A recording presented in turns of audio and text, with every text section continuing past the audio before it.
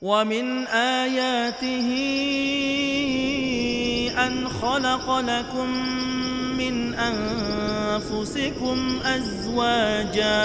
أزواجا لتسكنوا إليها وجعل بينكم مودة ورحمة. Assalamualaikum warahmatullahi wabarakatuh. Innal hamdalillah nahmaduhu wa nasta'inuhu wa nastaghfiruh wa na'udzu billahi min shururi anfusina wa sayyiati a'malina. May yahdihillahu fahuwal muhtadi wa may yudlil falan tajida lahu waliyyan mursyida. Asyhadu an la ilaha illallah wahdahu la syarika lah wa asyhadu anna Muhammadan 'abduhu wa rasuluhu alladzi la nabiyya ba'dah. Wa qala Allah subhanahu wa ta'ala ya ayyuhalladzina amanu taqullaha haqqa tuqatih wa la tamutunna illa wa antum muslimun. Wa qala azza man qala ya ayyuhalladzina amanu taqullaha wa qulu qawlan sadida yuslih lakum a'malakum wa yaghfir lakum dhunubakum wa man yuti'illaha wa rasulahu faqad faza fawzan 'azima. Ya ayyuhan nasu taqu rabbakumul ladzi khalaqakum min nafsin wahidah wa khalaqa minha zawjaha wa batha minhuma rijalan katsiran wa nisaa'a wattaqullaha alladzi tasaaluna bihi wal arham innallaha kana 'alaikum raqiba. Amma ba'du, inna asdaqal hadithi kitabullah wa khairal hadi hadi Muhammad sallallahu alaihi wasallam wa syarrul umur muhdatsatuha wa kullu muhdatsatin bid'ah wa kullu bid'atin dhalalah wa kullu dhalalatin finnar. Para pemirsa dimanapun Anda berada serta para pendengar Radio Medan Mengaji dimanapun Anda berada, alhamdulillah pada sore hari ini kita kembali bersua melanjutkan kajian kita terkait dengan serial klinik pernikahan. Para pemirsa dan para pendengar, kita sudah masuk pada nasihat yang ke-17, yaitu aqrabut tariq ila qalbi rajul sam'uhu wa basaruhu. Cara yang tercepat, terdekat untuk mendekat ke hati seorang lelaki yaitu melalui pendengarannya dan melalui penglihatannya. Di sini sudah kita bahas bahwasanya Syekh mengisyaratkan kepada seorang istri, kalau anti ingin dapat merebut hati suamimu, maka jaga pendengarannya. Dengan artian jaga ucapan. Jangan sampai keluar kata-kata yang tak menyenangkan. Berilah kata-kata yang lembut dan menenangkan hati sang suami. Itu satu. Yang kedua yaitu wabasaruhu, melalui pandangannya. Artinya bagaimana para pendengar dan para pemirsa sekalian? Yaitu jagalah penampilan. Jagalah penampilan di depan suami. Maksimalkan ya penampilan, walaupun yang namanya penampilan atau fisik atau kecantikan satu saat akan pudar. Namun ada satu hal yang kekal yang tidak akan pudar dari seorang istri, yaitu menampilkan akhlak-akhlak yang mulia. Kalau kita lihat ikhwah, adanya pasangan nenek dan kakek sampai sedemikian tua usia mereka berdua, begitu lanjut usianya, tapi nampak kasih sayang di antara mereka. Apakah dikarenakan bentuk fisik? Tentu tidak. Bentuk fisiknya sudah keriput, sudah peot, sudah tidak cantik dan cantik dan menawan lagi. Tidak lagi menjadi seorang yang tampan dan rupawan lagi, tidak. Tapi mengapa hati mereka bisa saling menyayangi? Tak lain dan tak bukan dikarenakan akhlak. Ya, akhlak. Makanya para istri, ya, terutama ya istri sekarang ini, jangan terkecoh hanya dengan penampilan. Terkadang reklami yang ditampilkan di media-media massa dan di media-media sosial dengan menampilkan berbagai macam obat-obatan, lotion, apalah itu namanya untuk kecantikan, untuk kehalusan tubuh, ya. Menampilkan seolah cinta itu terdapat pada fisik. Semakin putih seorang istri, semakin cantik maka suaminya pun akan semakin sayang. Apakah demikian? Kala, tidak.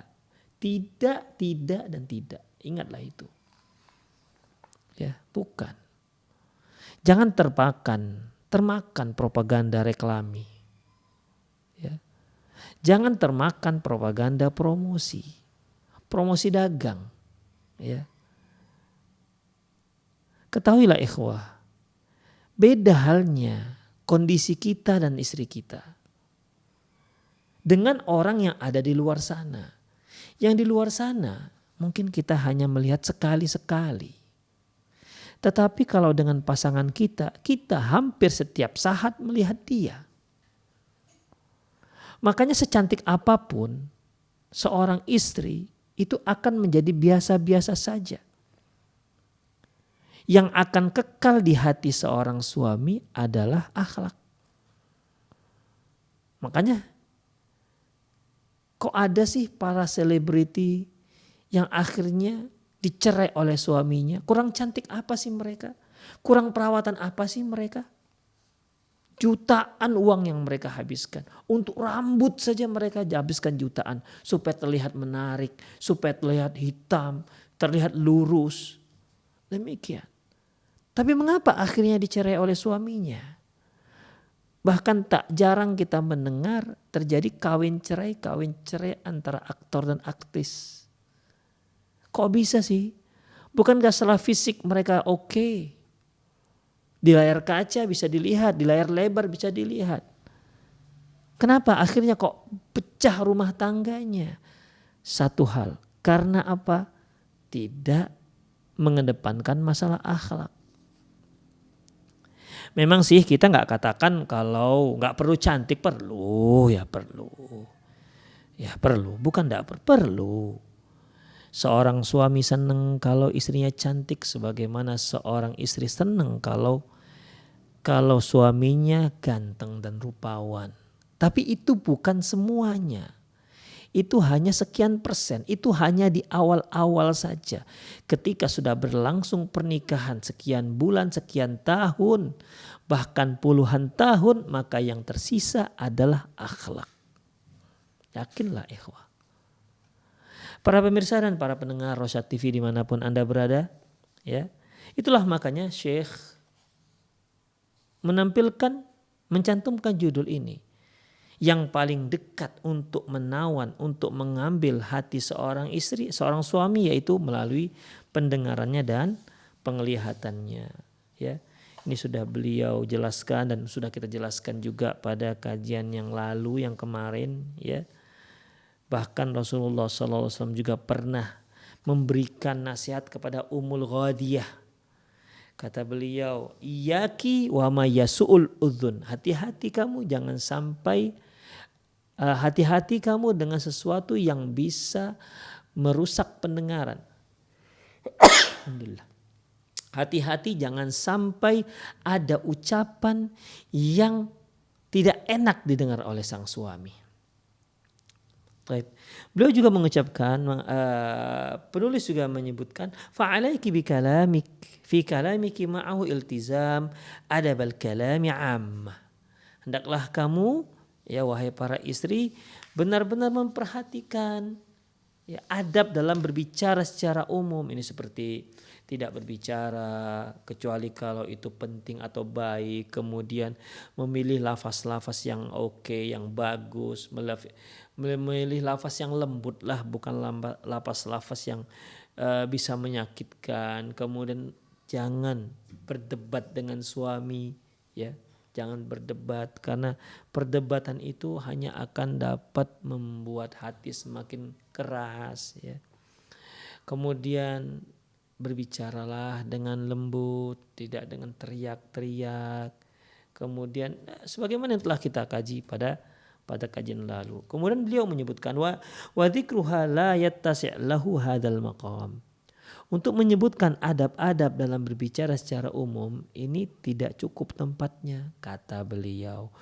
Wa kadza adabul kalami ma'u khassatan wa min dzalik. Demikian juga kita akan bahas mengenai adab dalam berbicara khusus.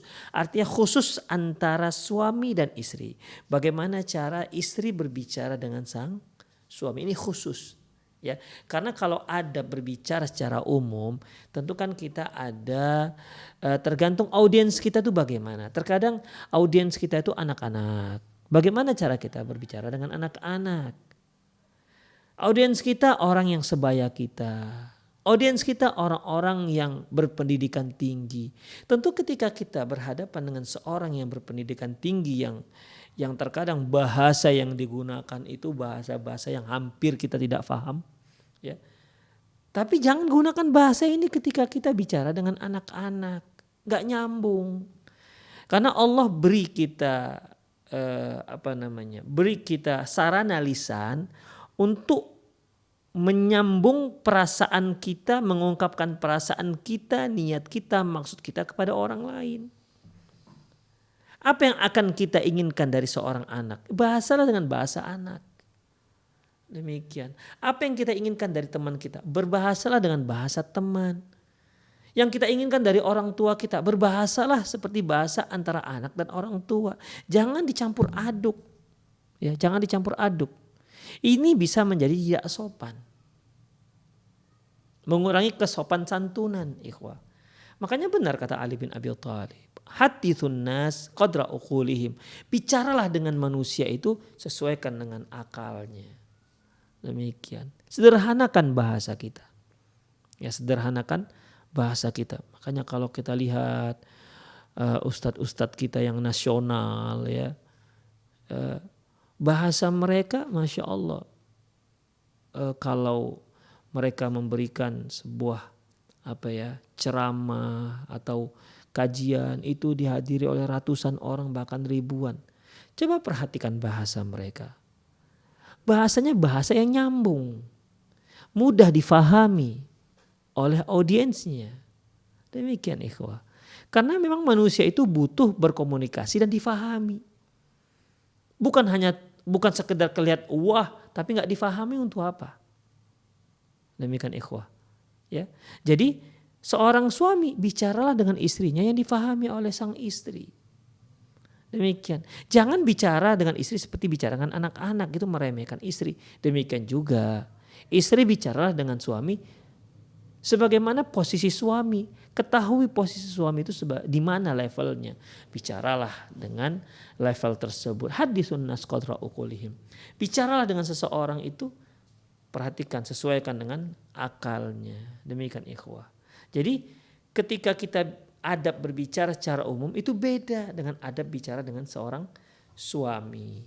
Begitu para ibu-ibu, ya, yang harus memahami hal ini. Jadi tidak sama, jangan samakan. Kalau ibu seorang dosen misalnya punya banyak mahasiswa dan mahasiswi, jangan samakan ibu bicara dengan mahasiswa atau mahasiswi bicara dengan suami. Jangan samakan, beda, ya. Walaupun suami ibu hanya tamatan SMP ataupun SD, sementara ibu doktor misalnya. Ibu doktor S3 di luar sana dengan suami ibu di bawah dia. Level ibu di bawah dia. Dia yang mempertanggungjawabkan ibu nanti di hari akhirat di hadapan Allah Subhanahu wa ta'ala. Tinggalkan. Ketika masuk rumah tinggalkan tuh S3-nya depan pintu sana. Demikian. Jadi ada adab-adab khusus dalam berbicara antara istri dan suami atau pembicaraan istri dengan suami di saat istri berkomunikasi dengan sang suami. Yang pertama, la tahmilis salama alaihi inda liqa'ih. Kata Syekh, ya penulis, jangan kamu lupa mengucapkan salam ketika bertemu dengan suamimu. Demikian. Ya. Ketika seorang istri bertemu dengan suaminya, mungkin ketika dia ada keperluan sesuatu di luar, ketemu dengan suaminya, ternyata suami juga ada di tempat yang sama, maka ucapkan assalamualaikum. Nah, begitu. Ya. Assalamualaikum, sebutkan. Jadi jangan bang, hanya teriak-teriak. Ya, ucapkan assalamualaikum. Itu dia ikhwah. Ya. Ketemu di mana misalnya? Ketemu depan rumah, assalamualaikum. Ikhwah, jangan dianggap sepele dengan ucapan salam. Jangan. Ingat, jangan ada di antara kita menganggap sepele dengan ucapan salam. Ucapan salam itu Masya Allah, banyak sekali hikmah-hikmah dan buah manis daripada salam. Ucapan salam ya. Ya. Coba kita lihat hadis Rasulullah SAW di sini. Jadi di sini yang pertama, jangan kamu abaikan mengucapkan salam ketika bertemu. Jadi para istri ketika bertemu dengan suaminya, ucapkan salam. Jangan panggil, jangan apapun kecuali salam dulu. Assalam qabla al-kalam. Salam sebelum mengucapkan sesuatu. Fassalamu min dinillahi ta'ala. Ucapan salam itu termasuk syariat Allah Subhanahu wa taala. Wala in kana salamu yuhabbibu quluba ammatin nas ba'dhuha li ba'din. Dan salam itu dapat mentautkan rasa cinta di antara sama manusia. Fahuwa baina zaujaini akthar wa aqwa. Dan di antara suami istri itu lebih berbekas lagi, lebih kuat lagi. Jadi kalau ucapan salam di antara sama kita dengan masyarakat kita, dengan teman kita, dengan rekan kita, dengan dengan konco-konco kita, itu dapat menimbulkan rasa sayang. Ya, maka antara suami istri itu lebih menguatkan lagi rasa sayang. Di samping sayang itu sudah ada di hati mereka, dengan mempersering ucapan salam ketika bertemu, ini semakin tebal rasa sayangnya. Demikian ikhwah. Qala Nabi sallallahu alaihi wasallam, la tadkhulul jannah hatta tu'minu. Tidak akan masuk surga sampai kalian beriman. Wa la tu'minu hatta tahab. Dan kamu tak akan dikatakan beriman sampai kalian saling mencintai. Ya kan memang orang-orang mukmin, al-mu'min akhul mu'min. Ya kan, la yadhlim ba'dhum ba'dha. Orang mukmin, saudara mukmin yang lain tak boleh saling menzalimi. Innamal mu'minuna ikhwah. Sesungguhnya orang mukmin itu ikhwah, saudara. Ya. Sesungguhnya orang mukmin itu saudara. Makanya ikhwah, a'azanillahu wa iyyakum, saudara ini ya harus saling mencintai. Demikian. Ya. Innamal mu'minuna ikhwah. Orang beriman itu bersaudara. Ya, orang bersaudara ini kan saling mencintai. Berarti kalau dia nggak ada mencintai, ya nggak beriman lah, berarti nggak sempurna keimanannya. La tadkhulul jannata hatta tu'minu. Kamu kata Rasul takkan masuk surga. Ente beriman dulu. Gak ada orang yang masuk surga itu yang gak beriman. Semuanya beriman. La tadkhulul jannata hatta tu'minu. Kalian tak akan masuk surga sampai kalian beriman. Wala tu'minu hatta tahabbu. Dan kalian tak dikatakan beriman sampai kalian saling mencintai. Kemudian, ala adullukum ala syai'in idza fa'altumuhu tahabbabtum. Maukah kalian, kata Rasulullah, aku beritahukan satu hal yang apabila itu kalian lakukan, kalian akan saling mencintai. Tahabbabtum. Apa itu? Afshus salam bainakum. Rawahu Muslim. Tebarkan salam di antara sesama kalian. Jadi dengan sesama kaum muslimin saja kalau kita sering mengucapkan salam, assalamualaikum, assalamualaikum. Apalagi antar suami dan istri. Ikhwah, kita jalan. Kemudian ada tetangga kita lewat saja begitu nyelonong. Lewat aja nggak ngomong. Dia tahu kita ada di situ. Dia naik sepeda motor misalnya. Dia tahu kita di situ. Tak ada dia nyamperin, tidak ada manggil, tidak ada nyapa, lewat aja. Gimana perasaan kita? Sekali oke lah mungkin lupa. 2 kali mungkin nggak nampak. Kalau 3 kali, 4 kali, 5 kali, 6 kali, tentu kita akan bertanya-tanya, ini kenapa ya? Apa salah saya? Begitu. Kemudian ketika dia menyapa, Pak, itu kan sudah mulai. Ya. Kita di jalan ditegur ataupun disapa oleh tetangga kita hanya dengan Pak, Bang, itu saja kita sudah suka. Konon lagi kalau dengan ucapan salam. Makanya wajar kalau Rasulullah katakan tahabatum. Kalian akan saling mencintai. Apa itu? Absus salam bainakum. Tebarkan salam di antara kalian. Ini salam ini saling mendoakan. Assalamualaikum. Keselamatan atasmu. Assalam itu nama Allah.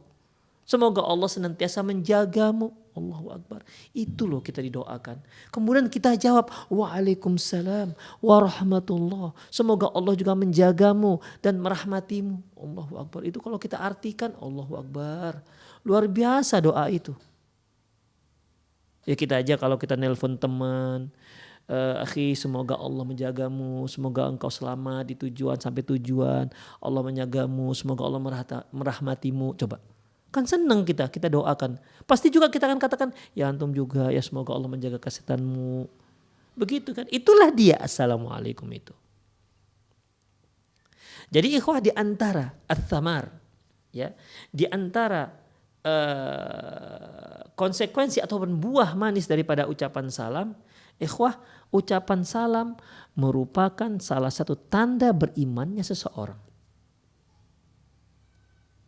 Dan tidak akan masuk surga seseorang kalau nggak beriman. Jadi mengucapkan salam penyebab seorang masuk ke dalam surga.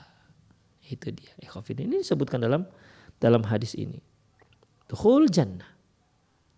Kemudian ikhwah rahimanallahu wa iyyakum, seperti yang kita katakan tadi, ya kita saling menegur saja itu sudah enak hati kita, apalagi saling mengucapkan salam. Artinya bagaimana? Mengucapkan salam bisa menghilangkan berbagai macam sakwa sangka, buruk sangka, kejengkelan dalam hati kita. Ucapkan salam. Ya, mengucapkan salam. Mungkin kita pernahlah ada salah diskomunikasilah dengan seseorang. Tapi coba Anda ketemu dia tak ada ucapan salam, diem aja. Coba, itu akan besar permasalahannya. Tapi ketika bertemu mungkin dia jengkel dengan kita gitu kan. Tapi kalau kita ketemu assalamualaikum, ketemu assalamualaikum, itu lama kelamaan hilang jengkelnya. Itulah dia. Luar biasanya mujarabnya salam ini dalam menghilangkan kedengkian, kejengkelan kita dengan sesama kaum muslimin. Kemudian mengucapkan salam ini ikhwah itu juga mendapatkan sebagai cara untuk menghasilkan pahala yang besar. Sebagaimana hadis yang diriwayatkan oleh Ibnu Majah, ya, pahala yang besar di sini ikhwah rahimanallahu wa iyyakum. Mungkin antum mungkin para pemirsa dan pendengar pernah mendengar hadis di mana Rasulullah SAW ya mengatakan ketika ada orang datang assalamualaikum, kata Rasulullah 10. Ada lagi yang datang assalamualaikum warahmatullah, kata Rasulullah 20. Yang ketiga datang yang lengkap dengan mengucapkan salam yang lengkap, assalamualaikum warahmatullahi wabarakatuh, kata Rasulullah 30, lengkap dia. Berarti semakin lengkap salam yang kita ucapkan, ya berarti semakin besar pahalanya. Dengan catatan tidak ditambah dari apa yang sudah ada dalam dalil. Bukan asal tambah. Assalamualaikum warahmatullahi wabarakatuh wa maghfiratuhu wa rahmatuhu wa apa lagi? Dawa nggak boleh. Ya. Hanya sampai 30 dia. Ya, yaitu wa barakatuh sampai sana. Demikian ikhwah. Kemudian ucapan salam ini ikhwah, itu membuat orang-orang Yahudi itu iri dengan kita, dengan kaum muslimin. Ya. Sebagaimana dalam sebuah hadis yang diriwayatkan oleh Ibnu Majah, beliau mengatakan ma hasadatkumul yahud ala syai'in ma hasadatkum ala salam wa ta'min. Tidak ada satu perkara yang membuat orang-orang Yahudi itu jengkel dengan kalian, hasad dengan kalian, dengki dengan kalian melebihi dari perbuatan yang dilakukan, yaitu melebihi dengan ucapan salam dan ucapan amin ketika sholat. Jadi orang Yahudi itu tidak suka kalau kita mengucapkan salam. Demikian. Jadi hati-hati ikhwah. Ya, jangan ditukar-tukar dengan yang lain. Ketemu dengan rekan kerja, dia tahu kita tahu dia itu muslim. Hanya selamat pagi, selamat siang, Allahu Akbar. Dia muslim, ucap assalamualaikum. Kita doakan dia. Juga dia nanti akan mendoakan kita. Begitu.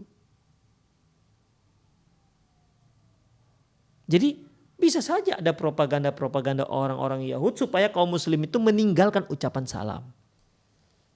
Bisa saja, ya. Karena memang mereka enggak suka dengan ucapan salam itu. Demikian ikhwah rahimani Allah wa iyyakum. Mungkin dengan cara membentuk image bahwasanya ucapan assalamualaikum itu kuno.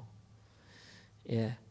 Kalau yang modern itu ya berbahasa Inggris, good night, begitu kan, good evening, good afternoon, begitu maunya supaya keren. Ya, keren masuk kerendahan nanti baru tahu. Jadi dalam masalah ini, ikhwah, ucapkan salam. Ya. Kemudian Rasulullah juga mengatakan, ikhwah, absus salam kait ta'alu. Ucapkan salam, tebarkan salam di antara sama kaum muslimin. Ta'alu, muslim akan naik derajatnya, akan tinggi dia dibandingkan agama-agama yang lain. Itu. Ya, berarti kalau kaum muslimin sudah tak mengucapkan salam lagi, hanya tegur sapa dengan bahasa yang lain, meninggalkan ucapan salam, siap-siaplah akan terpuruknya kaum muslimin di muka bumi ini. Menjadi umat yang paling hina. Kemudian ikhwah, ucapan salam itu juga khairul a'mal, sebaik-baik amalan. Dalam sebuah hadis, Rasulullah pernah ditanya oleh seorang, ayul Islam khair, ya Rasulullah, Islam mana yang terbaik? Apa kata beliau? Tut'imut ta'am, yaitu maksudnya Islam mana yang terbaik, artinya apa amalan yang terbaik dalam Islam. Beliau katakan tut'imut ta'am, beri makan pada orang kaum muslimin, wa taqra'us salam ala man arafta wa man lam ta'rif, kamu ucapkan salam kepada orang yang engkau kenal dan kepada orang yang tidak engkau kenal. Dan satu lagi ikhwah, di antara istimewanya mengucapkan salam ini, sababu maghfirati adzunub, sebab diampunkannya dosa. Hal ini berdasarkan hadis yang diriwayatkan oleh Imam At-Tabarani. Rasulullah mengatakan inna min mujibatil maghfirah badrus salam, di antara perkara yang dapat dipastikan menghilangkan, menghapuskan dosa, yaitu badrus salam, menyebarkan ucapan salam. Demikian ikhwah fiddin. Makanya itu di antara kaum muslimin. Bagaimana kalau itu dengan suami istri? Tentu akan lebih dahsyat pengaruhnya. Ya, tentu akan lebih kuat pengaruhnya antara suami dan istri, yaitu dengan mengucapkan salam. Makanya para istri ketika bertemu dengan suaminya, ya, janganlah lupa mengucapkan salam. Ya, assalamualaikum. Kemudian ikhwah rahimani Allah wa iyyakum. Yang kedua, badirihi ba'da raddis salam alaihi bitarhib. Marhaban wa ahlan contohnya. Ya. Setelah kamu menjawab salam suamimu, ya mungkin yang mengucapkan salam dahulu suami misalnya. Assalamualaikum Dik, kata si sang suami. Oh, waalaikumsalam Bang, misalnya begitu kan. Maka setelah itu sambung lagi dengan marhaba, selamat datang, nah, begitu. Atau pakai bahasa lain lah, ya bahasa yang bisa apa yang menunjukkan romantisme. Misalnya sang istri mengatakan, sang suami mengatakan, Assalamualaikum ya habibati. Ya. Istri mengatakan, Waalaikumsalam ya habibi. Kaifa haluki hayyakallah. Itu kan kalau orang Arab, ya. Ya bahasa kita ya sesuaikanlah bahasa kita, ya. Kalau dia mau keren sedikit, apa kabar beb? Ah gitu ya. Maihani, Allahu Akbar. Ya itulah kira-kira pandai-pandailah. Artinya tidak hanya sekedar menjawab salam, ya. Assalamualaikum kata suaminya. Waalaikumsalam. Dah habis. Enggak, tambah. Ya. Makanya kalau orang Arab itu ikhwah, kalau mereka bertemu dengan sama mereka marah ahlan wa marhaban hayyakallah bayyakallah begitu. Banyak sekali apanya, ucapan sambutannya itu banyak. Menunjukkan itu senang, farah. Demikian. Jadi dengan datangnya suami dari kerja, mengucapkan salam, waalaikumsalam, disambut oleh istri, masya Allah, hayakallah, apa kabar bang, sehat, masya Allah. Ya. Jadi hal ini itu bisa menambah kecintaan sang suami kepada istri. Demikian. Jangan begitu pulang suami direpetin. Assalamualaikum di, waalaikumsalam, buka sepatu taruh di sana, jangan macam-macam taruh di mana-mana. Begitu, jangan.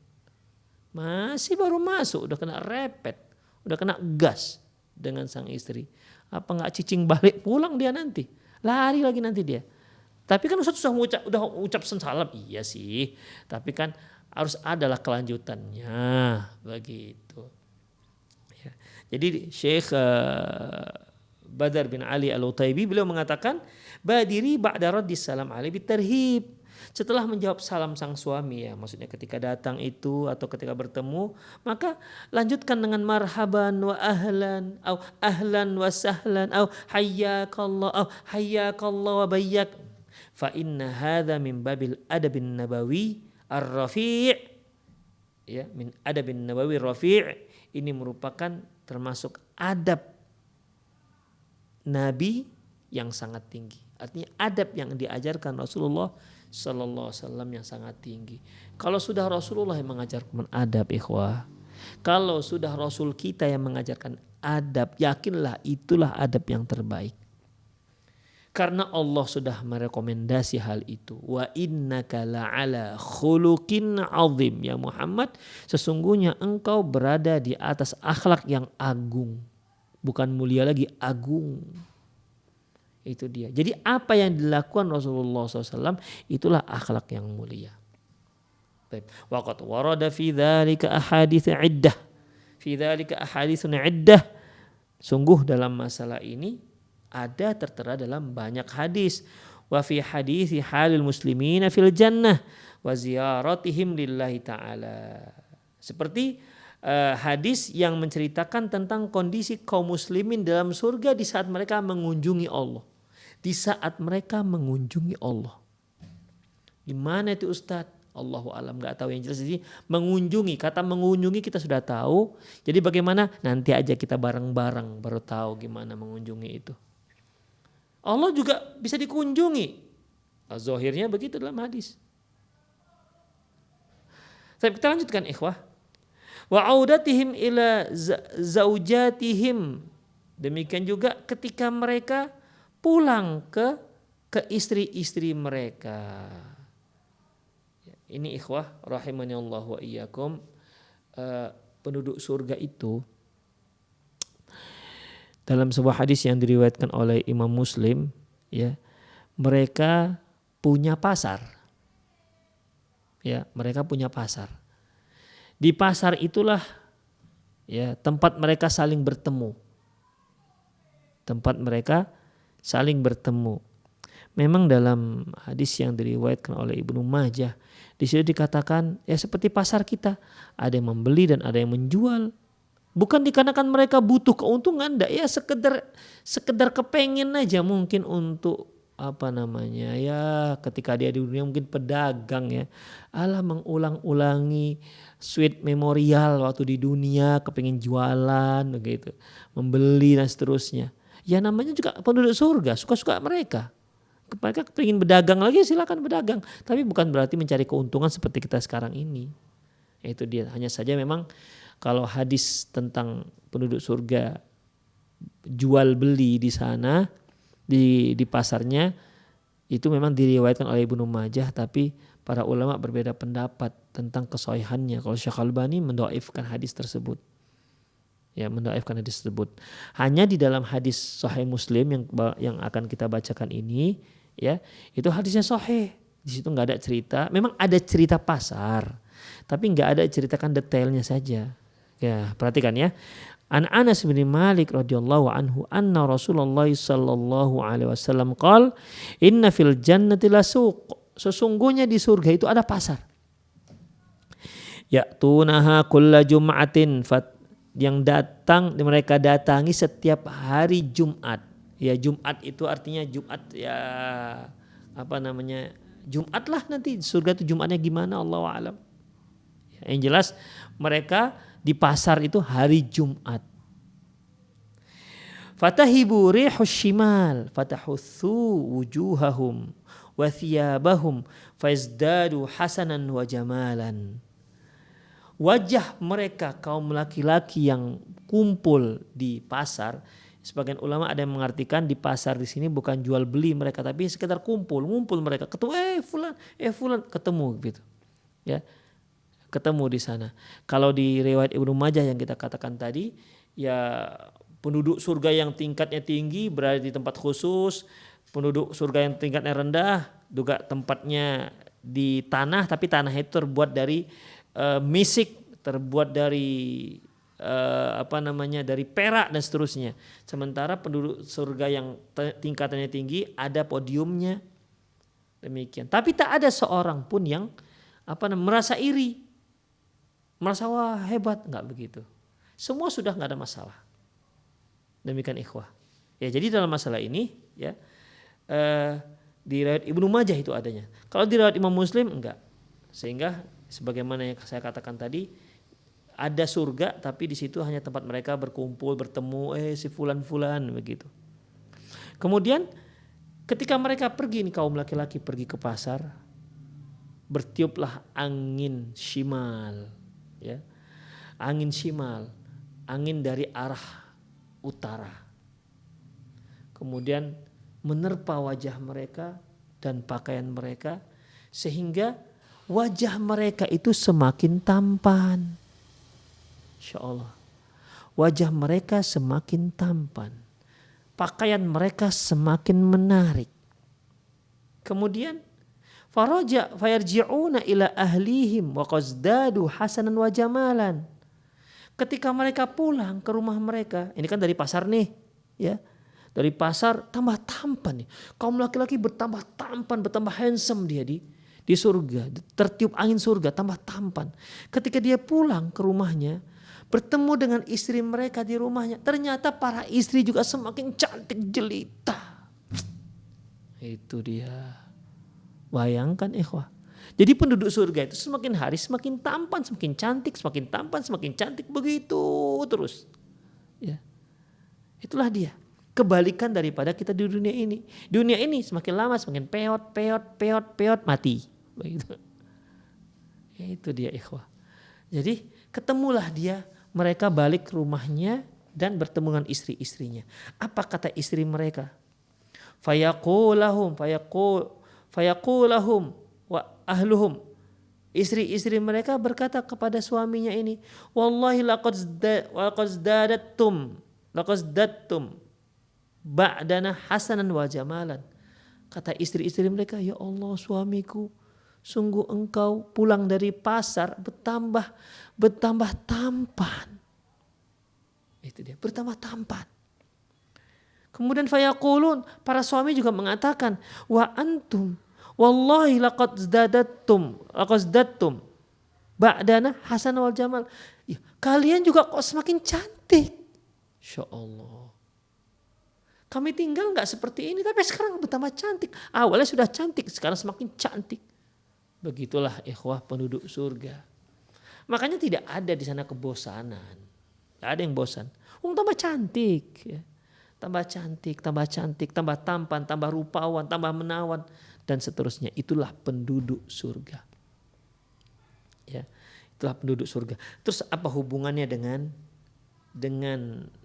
poin yang kedua ini? Segeralah setelah menjawab salam kamu katakan kalimat-kalimat yang menyenangkan yang lainnya. Selamat datang, marhaban, ya habibi, ya habibati dan lain-lainnya lah ya. Ya fuadi dan seterusnya lah. Ya qalbi, begitu. Kemudian fa'audatuhum ila zaujatihim ja'a fihi, ketika penduduk surga itu balik ke rumahnya, summanan sarifu ila manazilina, kemudian kami pun pulang ke rumah-rumah kami, fatalqana azwajuna, kami pun bertemu dengan istri-istri kami, fayaqulna marhaban wa ahlan, istri kami mengatakan marhaban wa ahlan, ya selamat datang. Begitu, menunjukkan rasa sayang, menunjukkan rindu. Ya. Kan beda ikhwah kalau suami istri, ketika suaminya datang, assalamualaikum, waalaikumsalam, dah selesai. Beda kan dengan orang yang penuh kerinduan. Dia sang istri menunggu setiap sore di sofanya. Begitu suaminya datang, assalamualaikum, waalaikumsalam bang. Kadang-kadang, jangan sampai kadang-kadang lah, sering-sering. Ya, ketika mendengar sepeda motor suaminya, Abi datang, Masya Allah Abi datang. Kadang-kadang istri semangat menyambut suami, bukan karena suaminya datang, karena dibawa sesuatu. Abi datang, bawa sate kerang, begitu. Ketika nggak dibawa, lupa deh, Allah, abang pun akhirnya nggak semangat lagi menjemput ataupun menyambut sang suami. Semangatnya itu ketika bawa buah tangan, bawa martabak baru semangat, bawa mie Aceh baru semangat, bawa sate Padang dia baru semangat. Kalau nggak bawa apa bang hari ini, nggak ada deh, nggak semangat lah. Demikian, jangan sampai seperti itu. Semangatnya itu menyambut karena suami, bukan karena buah tangannya. Begitu ya ibu-ibu, jangan metrik kali lah. Demikian. Disinilah Syekh mengatakan, ya ucapkanlah ucapan-ucapan selamat datang kepada sang suami. Setiap hari Ustadz. Ya kalau bisa setiap hari kan gak salah. Ya kan gak salah kan. Menunjukkan bahagia kedatangan sang suami. Jangan suami datang, assalamualaikum, waalaikumsalam, mukanya itu peot, mukanya ya jutek gitu mukanya, nggak boleh. Nanti suami semakin capek dia ketika pulang di rumah. Kita kan ingin jadikan rumah kita itu baiti jannati. Jadi rumah kita tuh kita ingin agar rumah kita itu menjadi tempat yang kita idam-idamkan. Ketika sang suami pergi kantor, dia mengidam-idamkan kapan pulang, kepingin cepat pulang. Itu dia, jangan pas waktu mau nikah aja cepat pulang. Sudah punya anak 3 gak kepingin pulang. Lebih senang duduk di warung ketimbang di rumahnya. Demikian. Nomor 3. Ya. Wasihi bidzikri mahasinihi. Hiburlah dia dengan menyebutkan kebaikan-kebaikannya. Fa inna hadza mimma yashuddu azimatahu wa yuqawwi ba'sahu. Karena hal ini dapat menguatkan semangatnya dan dapat mengobarkan tekadnya. Walihada lamma ja'a an-nabiy sallallahu alaihi wasallam ila Khadijah radhiyallahu anha ba'da nuzuli awal wahyi alaihi. Oleh karena itu ketika Rasulullah datang ke Khadijah setelah di saat beliau baru mendapatkan wahyu, maksudnya ikhwah, ini ketika pertama sekali Allah menurunkan wahyu, yaitu ketika beliau berada di Gua Hira, itu kan datang malaikat. Ya. Waktu itu dalam sebuah hadis yang diriwayatkan oleh Imam Bukhari dari Aisyah yang menceritakan tentang awal turunnya wahyu. Imam Bukhari membuat bab di awal kitab mereka, babun kaifa bada'al wahyi. Bagaimana pertama kali turunnya wahyu. Jadi Aisyah radhiyallahu anha menyebutkan bahwasanya di masa-masa Rasulullah akan mendapatkan wahyu, beliau katakan hubbiba alaihi at-tahannuts. Dia jadi suka menyendiri. At-tahannuts. menyendiri itu di Gua Hira karena melihat kaumnya kok seperti ini begitu. Gak cocok dalam hatinya, makanya beliau lebih suka menyendiri. Nah, di saat seperti itulah datang malaikat. Takut Rasulullah Sallallahu Alaihi Wasallam, ini orang datang dari mana? Dipeluklah Rasulullah Sallallahu Alaihi Wasallam, di mana kata beliau hatta balaghanil juhud, sampai aku pun kesulitan untuk nafas. Kemudian dilepas. Kata si malaikat, Iqra, bacalah. Kata Rasulullah, ma ana biqari, aku nggak bisa baca. Dipeluk lagi, begitu. Sampai 3 kali. Yang ketiga kali, Iqra, kata si malaikat, bacalah. Kata Rasulullah, ma ana biqari, aku nggak bisa baca. Dan memang Rasulullah nggak bisa baca. Ya, Rasulullah memang nggak bisa baca. Rajul nabiyun ummi, nabiyun ummi, ya. Nabiyun ummi, nabi yang buta huruf. Ya, jadi ikhwah, barulah malaikat memberikan wahyu. Iqra bismi rabbikal ladzi khalaq, khalaqal insana min 'alaq. Iqra wa rabbukal akram alladzi 'allama bil qalam 'allamal insana ma lam ya'lam. Setelah itu pulanglah Rasulullah sallallahu alaihi wasallam sambil gemetar. Khadijah radhiyallahu anhu melihat suaminya gemetar seperti itu, seperti orang ketakutan. Dia bukan malah mendesak Rasulullah, kenapa? Kalau bahasa, kenapa bang? Kok begini? Cepatlah bang, bilanglah bang. Enggak begitu, enggak, ditenangkan dahulu. Rasulullah katakan zammiluni, zammiluni, selimutkan aku, selimutkan aku. Diselimutkan oleh Khadijah radhiyallahu anha. Setelah tenang, barulah Khadijah bertanya dan Rasulullah Shallallahu Alaihi Wasallam menceritakan kejadiannya. Perhatikan ini, apa kata Khadijah, seorang istri yang Masya Allah, tidak ada seorang istri pun yang dicintai Rasulullah melebihi cinta beliau kepada Khadijah. Sampai Aisyah, istri yang paling beliau cintai yang hidup, cemburu dengan Khadijah radhiyallahu anha. Padahal Khadijah sudah meninggal, sudah wafat. Mengapa? Saking seringnya Rasulullah menyebut-nyebut Khadijah. Dulu Khadijah begini, dulu Khadijah begitu, sering Rasulullah menyebut-nyebut namanya. Dulu Khadijah begini, dulu Khadijah berjuang, dulu Khadijah begini, dialah yang membantu. Sering disebut-sebut Rasulullah tentang Khadijah. Ya, sampai Aisyah pun cemburu, ya Rasulullah, sudah diganti Allah kan dengan yang lebih baik. Apa kata Rasulullah? Wallahi ma abadalani Allah khairan min hadami Allah. Allah belum menggantikan dengan yang lebih baik dari dia. Begitulah jawaban Rasulullah. Ini Khadijah. Ya. Bagaimana seorang yang istri tauladan? Khadijah selimutin.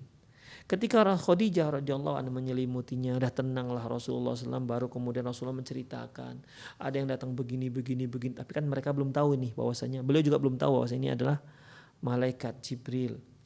Tapi Khadijah, Masya Allah, luar biasa. Apa kata Khadijah? Ya, wa khawfu ala nafsih. Waktu itu Rasulullah ketakutan. Apa kata Khadijah? Qalat lahu. Khadijah berkata kepadanya, kala enggak. Abshir, wallahi la yukhzika Allah abadan.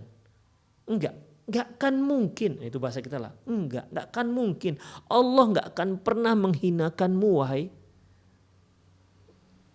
abang dalah bahasa kita. Allah enggak akan pernah menghinakanmu selamanya. Loh, apa alasan Khadijah seperti itu sampai yakin sekali pakai wallahi Allah enggak akan menghinakanmu, enggak akan membuat kamu nggak akan mencelakakan kamu demi Allah. Yakin kali Khadijah. Ikhwah, memang harus begitu. Ketika kita meyakinkan orang, memberi orang semangat, kita juga harus semangat. Demikian. Misalnya nih, kita mau menyemangatkan anak kita agar menghafal Quran. Jangan yang menyemangatkan, hafal Quran, nanti banyak pahalanya, banyak surga. Ya nggak bisa seperti itu. Kita juga harus semangat baca Quran. Nanti wow. Kita bicara juga harus semangat. Walaupun kontennya sama, isinya sama, tapi cara berbicara yang semangat itu akan menyemangatkan orang agar lebih semangat. Makanya Khadijah seorang yang hebat, dia seorang seorang yang pandai dalam bicara. Demikian, retorikanya tinggi. Beliau pandai memberikan semangat pada Rasulullah, menghilangkan keraguan. Wallahi wa abshir, demi Allah. Kalla wa abshir. Tidak, abshir, kabar gembira. Gembiralah wahai suamiku. Wallahi la yukhzik Allah, demi Allah, Allah takkan pernah menghinakanmu. Tapi Aisyah ada alasan. Apa alasannya? Innaka latasilur rahim. Anda itu orang yang menyambung silaturahmi. Watasdukul hadis. Ucapanmu selalu benar. Tidak pernah bohong. Sampai kan masyarakat Quraisy pada waktu itu memberi gelar Rasulullah Al-Amin. Orang yang terpercaya. Gak pernah bohong. Allah, langka ikhwah. Orang yang gak pernah bohong. Yang amanah. Kemudian watahmil kala, engkau memberikan bantuan pada orang yang miskin. Wataksibul makdum, engkau memberikan kepada orang yang memang berketiadaan, ya para fakir miskin. Watukrid dhaif, engkau juga orang yang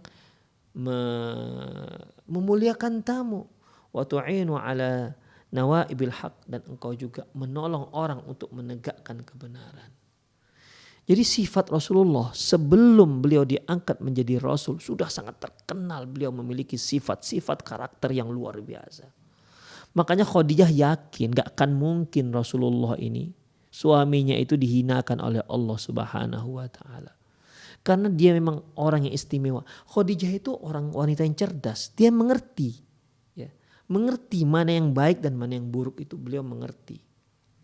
Demikian ikhwah rahimanallah wa iyyakum. Jadi para istri juga harus seperti itu. Ya, untuk menyemangatkan sang suami. Misalnya suami pulang jualan ternyata dapat 10.000. Istri semangatkan. Gak apa-apa bang. Yang penting halal. Abang Masya Allah sudah saya lihat. Sudah awak lihat. Sudah adik lihat. Abang sudah sungguh-sungguh. Pergi pagi pulang petang. Masya Allah. Abang sudah berhemat. Abang sudah sungguh-sungguh mencari nafkah.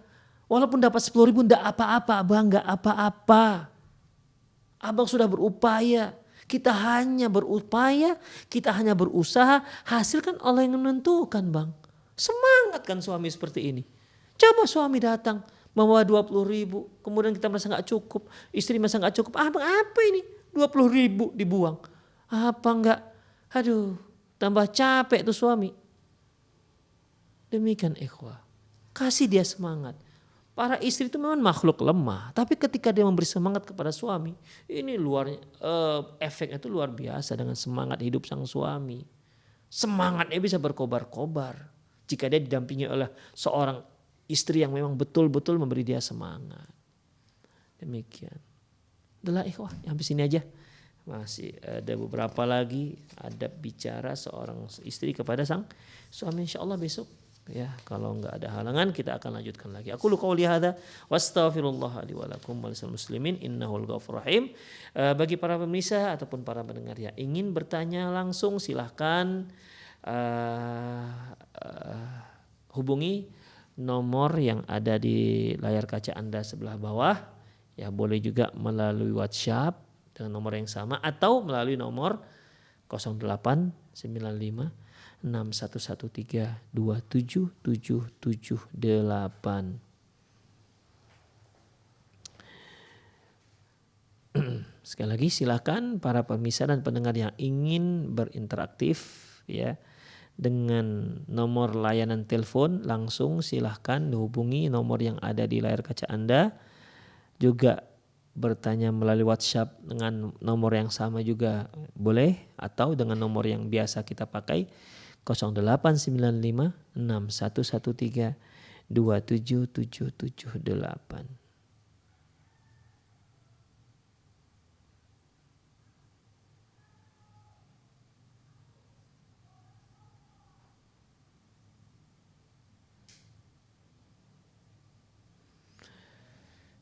Alhamdulillah sepertinya sudah sudah paham semua ya. Belum ada yang bertanya, melalui WhatsApp juga belum ada. Oke, sudah masuk 1. Assalamualaikum Ustadz, saya ingin bertanya apa hukumnya nabung deposito? Aduh, saya nggak ngerti saya deposito itu apa. Ya, Allahu a'lam bishawab. Tidak begitu paham saya apa itu deposito. Karena untuk memberikan sebuah jawaban kita harus tahu, harus punya gambaran deposito itu apa. Adapun saya nggak tahu itu apa deposito. Allahu a'lam bishawab. Tapi di sini juga ada pertanyaan. Bismillah, Ustadz, apakah boleh mentadabburi ayat Al-Quran yang disampaikan ke teman-teman tapi saya tidak bisa berbahasa Arab? Ikhwah rahimanallahu wa iyyakum. Mentadabburi Al-Quran itu kan artinya kita memperhatikan ayat-ayat Allah, memperhatikan bagaimana isi kandungannya yang luar biasa. Ya, ketika anti mengetahui kandungan ayat yang luar biasa, anti bisa mengungkapkan walaupun tidak memakai bahasa Arab. Misalnya anti ataupun ibu yang bertanya membaca tafsir yang sudah terjemahan.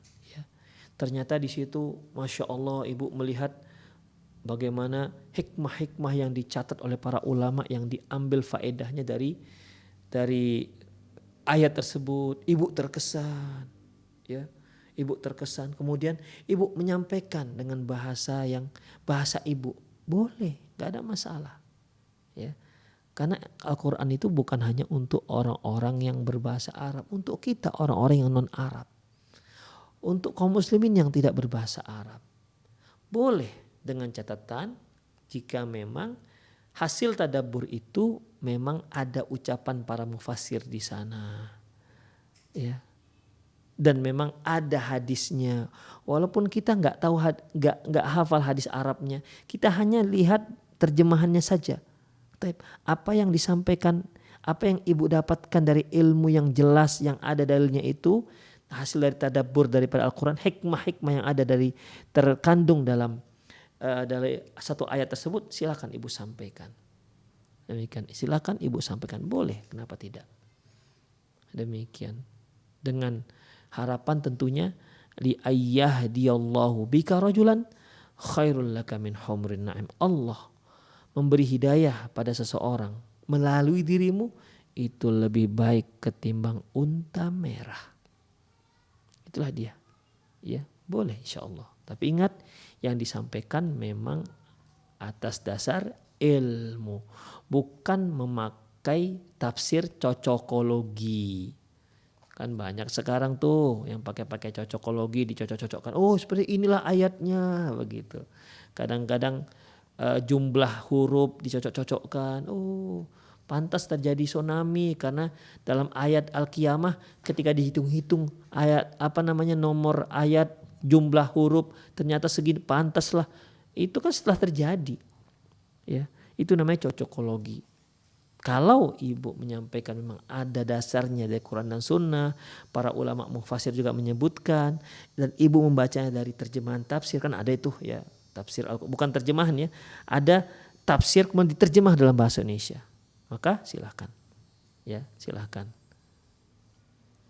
Itu yang disebut Rasulullah, itu yang disebut Allah Subhanahu Wa Taala. Qul hadhihi sabili ad'u ila Allah ala basiratin ana wa manittaba'ani. Katakanlah, qul hadhi, inilah jalanku, kata Rasulullah, inna jalanku ad'u ila Allah, yang aku ajak kepada Allah, orang-orang ku ajak kepada Allah. Ala basiratin, atas dasar ilmu. Jadi atas dasar ilmunya itu yang terpenting. Ana wa manittaba'ani, aku dan orang-orang yang mengikutiku. Demikian. Habisnya sepertinya tidak ada lagi pertanyaan. Oh, ada. Assalamualaikum Ustaz, Ana mau bertanya bagaimana caranya menghadapi suami yang suka membuka aib istrinya sendiri kepada keluarganya sehingga keluarga yang benci kepada istrinya. Allahu Akbar. Ya, di sini para suami ittaqillah, bertakwalah kepada Allah. Ya. Jangan sebut-sebut aib istri di keluarga. Ingat, suami itu pimpinan keluarga. Suami itu pimpinan keluarga yang bertanggung jawab terhadap anak dan istrinya. Jadi kalau dia sebut-sebut aib istri, itu berarti itu aib Anda sendiri. Misalnya, kita ambillah contoh, istrinya kalau makan banyak misalnya.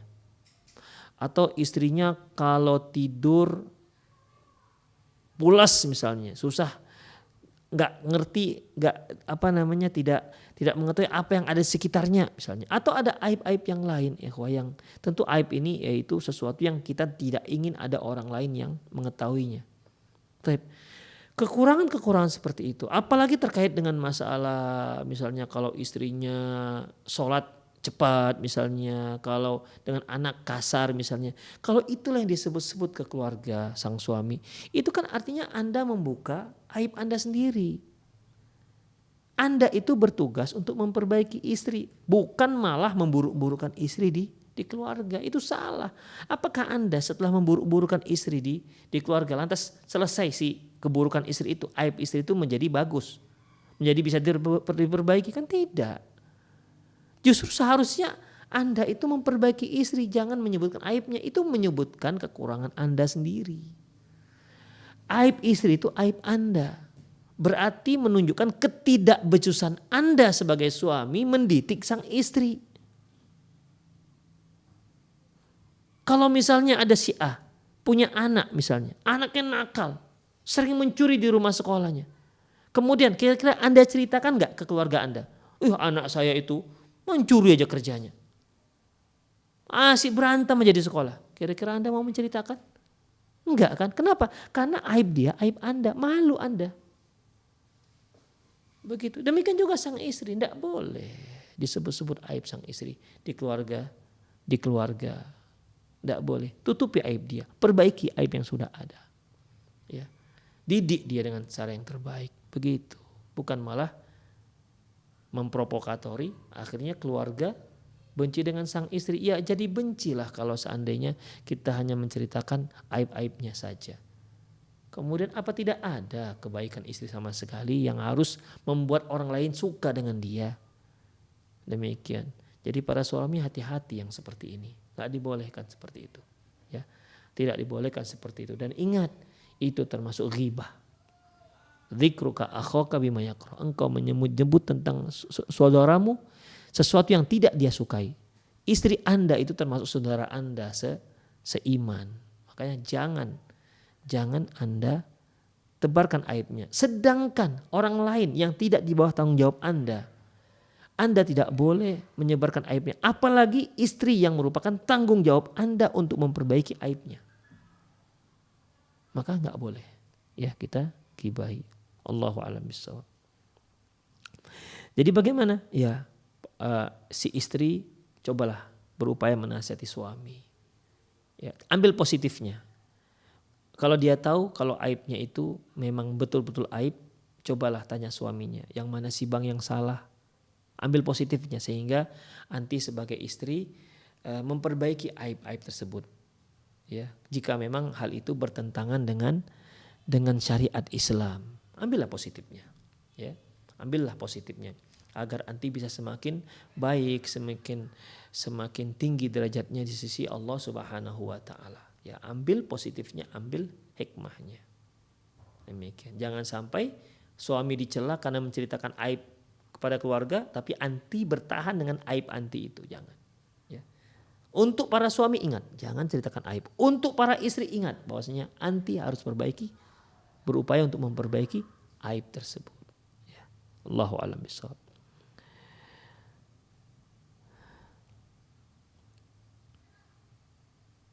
Assalamualaikum Ustaz, di masa pandemi corona saat ini masih bimbang dalam hati saya untuk menghadiri sholat berjamaah di masjid. Bagaimana ini Ustaz hukum sholat berjamaah di masjid saat sekarang ini? Ya tergantung dengan kondisi penanya ini di mana. Kalau memang dalam kondisi pandeminya parah misalnya, dia khawatir di masjid, silahkan, tidak apa-apa dia nggak sholat di masjid, silahkan. Ya. Tapi kalau dia di hutan sendiri, nggak ada yang lain, dia jauh dari masyarakat, kemudian di situ ada masjid mereka misalnya, mereka juga nggak banyak berinteraksi dengan orang-orang luar, ya tentunya ini tidak beralasan, ya tidak beralasan. Tapi kalau antum hidup di memang apalagi zonanya zona merah, apalagi sampai zona hitam, maka kalau Anda merasa khawatir sholat di masjid, silahkan boleh sholat di rumah, ya silahkan sholat di rumah. Tentu kekhawatirannya bukan kekhawatiran yang dibuat-buat. Bukan kekhawatiran yang dibuat-buat. Allahu a'lam bishawab. Bismillah Ustadz, mohon sarannya bagaimana sikap seorang istri menghadapi suami yang cuek. Syukron.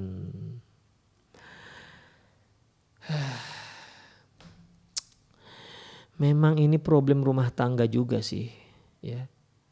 Tapi ketahuilah biasanya kalau suami yang cuek bukan berarti semuanya cuek, duitnya juga cuek, enggak. Ada hal-hal yang menjadi keistimewaan dia. Ada seorang akhwat, dia punya suami cuek, tapi masalah duit royal dia. Apa saja diminta istrinya, iya dik, kasih. Iya dik, iya dik, dikasih. Tapi memang dia tidak romantis orangnya. Begitu. Jadi para suami itu enggak semua dia enggak semua punya sifat yang karakternya ideal 100%. Tidak ada. Tidak ada suami yang seperti itu. Tapi pasti ada kekurangannya dan pasti ada kelebihannya. Begitu. Cuek ini kan ikhwah karakter bawaan. Terkadang sulit untuk dirubah. Jadi cuek itu juga bukan satu hal yang melanggar syariat. Ya. Bukan. Jadi bagaimana? Pertama, hendaklah anti sebagai seorang istri, ibu sebagai seorang istri, banyak bersyukur kepada Allah Subhanahu wa taala. Lihat kelebihan sang suami. Jangan lihat cueknya. Jangan lihat kekurangannya. Sebagaimana suami kepada istri, kan juga seperti itu. Asa an takrahu syai'an wa huwa khairul lakum wa asa an tuhibbu syai'an wa huwa syarrul lakum. Bisa saja engkau tidak menyukai sesuatu sementara itu baik untukmu, sementara engkau menyukai sesuatu dan itu tidak baik untukmu. Ya. Rasulullah juga bersabda, la yafruq mu'min mu'minah. Janganlah seorang suami mencela mukminah. In kariha minha khuluqan radiyah minha khuluqan akhar. Kalau dia membenci satu akhlak si istri, kan ada akhlak yang lain yang membuat dia ridho. Demikian. Ya. Itu suami kepada istri seperti itu. Istri kepada suami juga seperti itu. Jangan dikeluhkan kekurangannya saja. Ya. Apa kekurangan suami? Jelek misalnya. Aduh Ustaz, suami saya jeleknya minta ampun Ustaz. Kenapa sih jeleknya aja yang diambil? Ambillah yang baiknya. Sama suami istri juga seperti itu. Istri misalnya cerewet luar biasa. Tapi dibalik kecerewetan itu, dia pandai ngurus anak. Dia pandai ngurus rumah. Rumah selalu bersih. Berkaca kita di lantainya itu. Masya Allah. Pandai dia ngurus rumah. Tapi memang tidak begitu cantik Ustadz. Iya, ambillah yang baiknya. Demikian juga para istri yang asik mengeluh aja. Mengeluh saja dengan suami. Suami tidak romantis lah. Suami cuek lah. Suami apalagi. Ya, banyak hal lah. Selalu yang diperhatikan itu yang buruk-buruknya dan kurang-kurangnya. Jadi banyak bersyukur kepada Allah. Lihat, perhatikan yang baiknya. Itu pertama. Yang kedua, yaitu bicaralah dengan suami. Bang, jangan cuek begini, bisa gak bang? Pandai-pandailah berkomunikasi. Kadang-kadang suami itu karena memang bawaan dari kecilnya cuek. Atau memang keluarganya itu memang didikan cuek. Ngurus diri masing-masing. Ya. Ngurus diri masing-masing. Orang tua kasih duit, nih jajanmu 1 hari. Terserah mau belanja di mana, mau makan di mana, nih cukup untuk 1 hari. Udah masing-masing ngurus diri masing-masing. Akhirnya begitu juga terbawa ketika dia sudah berumah tangga. Terus bagaimana? Ya, bagaimana? Ya istri kasih tahu. Karena terkadang suami nggak ngerti. Dikira dia sudah bagus sekali, sudah perhatian, padahal cuek begitu. Ya. Dia pulang dia tanya, "Dek sudah makan?" Dah itu aja. Tidak ada pernah dia tanya yang lain. Suami istri sedang sakit pun dia tanya, "Dek sudah makan?" Itulah yang dia tahu. Jadi beritahukan kepada sang suami. Abang Masya Allah, sebenarnya abang tuh luar biasa dalam masalah ini. Tapi satu loh bang, adik minta. Apa itu dek? Bisa nggak cuek gitu. Loh gimana dek? Nggak cuek tuh gimana sih caranya supaya nggak cuek? Supaya dikatakan tidak cuek, kasih tahu apa keinginan anti. Demikian ikhwah rahimanallahu wa iyyakum. Ya, saya kira itu sajalah kajian kita pada sore hari ini. Lebih dan kurang mohon maaf bagi pertanyaan yang belum bisa dijawab. Ya, mohon maaf keterbatasan ilmu. Semoga Allah Subhanahu wa taala memberkahi kita, menjaga rumah tangga kita menjadi rumah tangga sakinah, mawaddah, warahmah, dan banyaklah bersyukur pada Allah Subhanahu wa taala atas nikmat-nikmat yang Allah berikan kepada kita. Wa in ta'uddu ni'matallahi la tuhsuha. Apabila engkau hitung-hitung nikmatku kepadamu, kalian gak akan mampu menghitung nikmatku tersebut. Jadi wahai para istri, bersyukurlah anti punya suami. Banyak akhwat-akhwat yang sampai sekarang belum punya suami.